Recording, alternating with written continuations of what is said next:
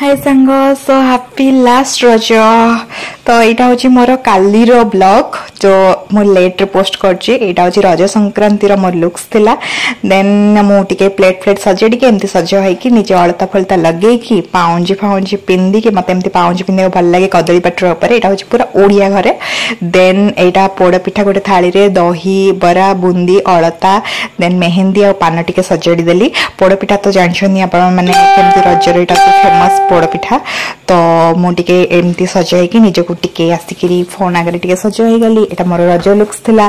Then बसी पड़े खावाई जोटा कि दहीबरा मोर ब्रेकफास्ट थिला। दहीबरा सहित बुंदी थिला।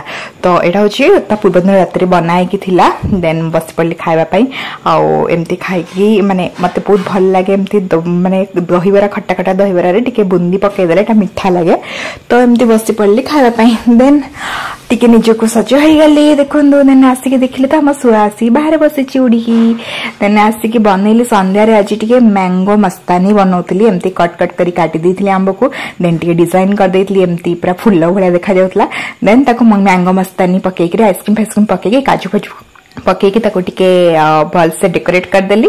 देन एटा थिला खेचुड़ी भेज रो जोटा कि हमर काली खरा बेले हेतला। आउ एटा होची अरुआ डालमा। देन रात रे थिला पूरी आउ एमती पूरी आउ डालमा थिला।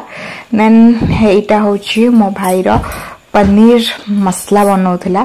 तो से तार डिनर पे पनीर आ मसला ताको इच्छा हला तो सेटा बनैतला। से डालमा खाई नथिला तो एटा तार डिनर थिला।